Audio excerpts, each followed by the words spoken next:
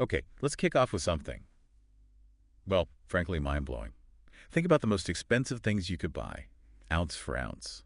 Hmm. Gold, diamonds. Nope, it's a spice. Saffron. Exactly. Saffron. We all kind of know it's expensive, right? But why? Why does this vibrant red spice cost so much? Yeah, what's the story behind it?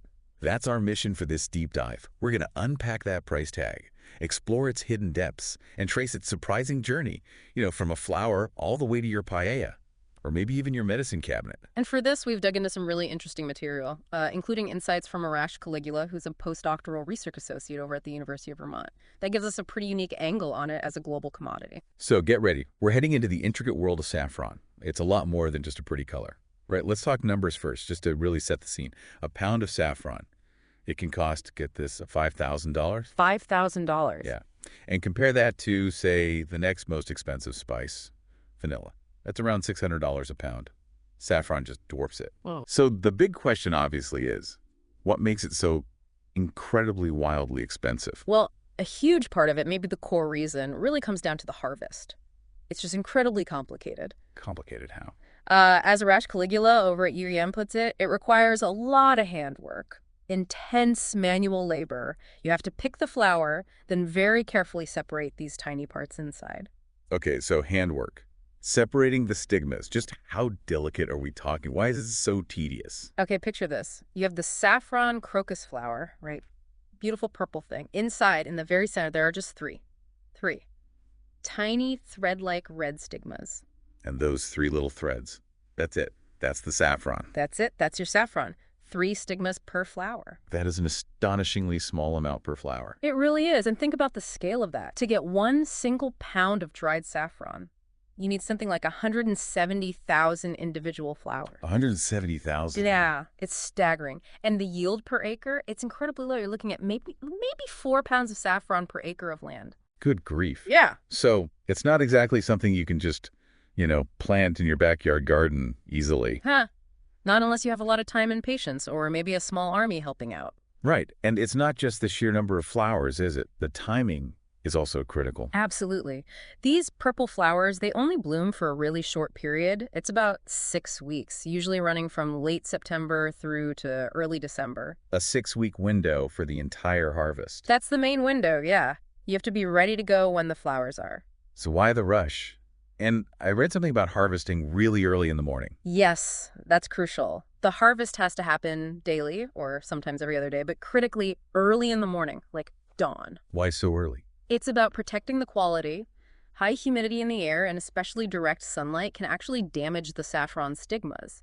They start to break down chemically. Ah, so it's a race against the sun almost. Literally, a race against the elements starting at dawn. It preserves the chemical structure, the taste, the color, everything. Okay, so this incredible labor intensity, the tiny yield, the precise timing, that explains the price tag. But where is all this intense handwork actually happening? That's where the global picture gets really interesting and maybe a bit sobering. How so? Well, an incredible 90%, 90% of the world's saffron comes from just one country, Iran, from its arid fields. 90%? Why such concentration? A major factor, according to the source material, is the availability of workers, specifically very cheap labor. Ah. Yeah, the sources we looked at describe the conditions in some areas as, well, the term used was like slavery, unfortunately. We're talking about workers often starting at 5 or 6 a.m., working until 4 p.m., sometimes earning as little as $5 a day. $5 for a whole day of that intense harvesting. That's what the source indicates for some regions, yes. And it notes that most of these harvesters are women. This very low labor cost is a significant, if difficult, factor in why Iran dominates the market so heavily. And just to be clear for everyone listening, we're relaying the information presented in our source material here. We're aiming to provide the context described, not endorsing any specific viewpoint or taking sides, just reporting on what the sources convey about the realities of the supply chain. Exactly. It's important context for understanding the global picture. Okay, so Iran is the giant, but it's not the only place, right? Where else is saffron grown? No, not the only place. You also find saffron cultivation in Morocco, Spain, Italy, the Netherlands, Afghanistan, India, and maybe surprisingly, even right here in the United States. The U.S. too. Interesting. Is it a big market here? It's growing, it seems. The U.S. imported about 25 tons back in 2013, but then just 3 years later, in 2016, that number jumped to 46 tons. Wow, nearly doubled. So even if many Americans haven't tasted it, the demand is definitely increasing. Seems that way. It suggests it's finding its way into more kitchens, maybe other applications too.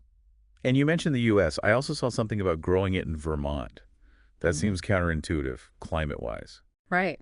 It turns out saffron actually has pretty good resistance to cold weather. The sources mention it's possible to grow it in a place like Vermont. They can even mimic Iran's more arid conditions, apparently, just by covering the fields with plastic tunnels. Huh. So it's more adaptable than you might think. It seems so, yeah. Yeah. Though the labor challenge, that remains pretty much the same wherever you grow it. Okay, so we understand the immense effort and the cost, but that brings us to the next question. Right. What's so great about saffron anyway? What makes it worth all this trouble?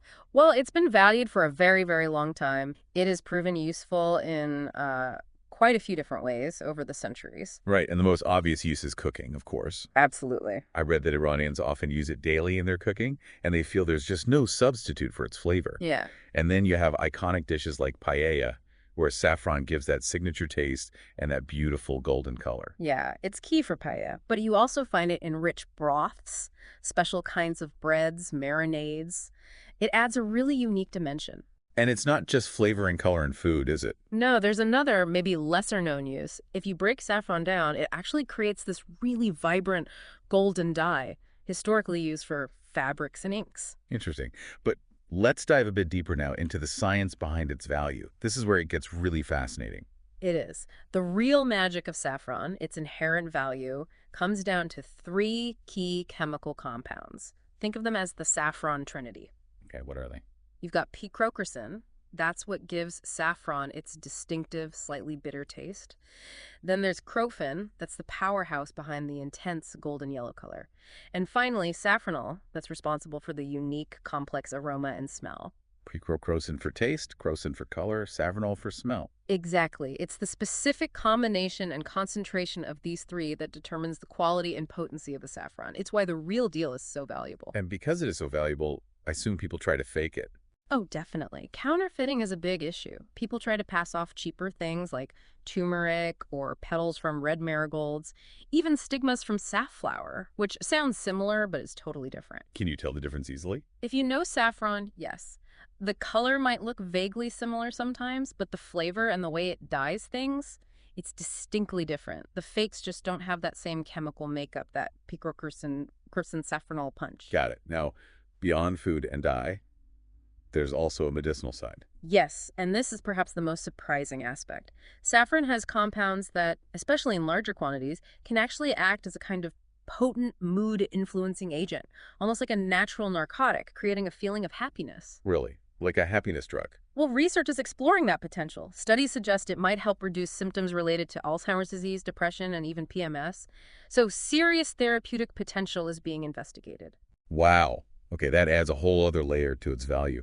So putting it all together, it's clear this little red spice really packs a massive punch, doesn't it? From the incredibly intense manual harvest and the complex, sometimes difficult global supply chain, all the way to its unique chemical signature that gives it flavor, color, and aroma, and even these surprising potential health benefits. It's truly multifaceted. And, you know, if you step back and think about the bigger picture, it does raise an interesting question. What's that? In a world that's moving more and more towards automation, what does saffron tell us? Its enduring reliance on painstaking human labor-specific climates.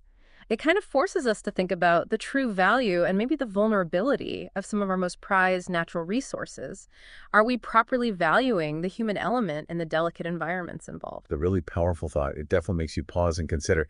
And it makes you wonder, too, what other everyday things around us have these kinds of hidden stories, these surprising depths of value and complexity? Good question. Something to keep digging into, maybe. Keep exploring the world around you, because you never know what fascinating deep dives might be waiting just beneath the surface.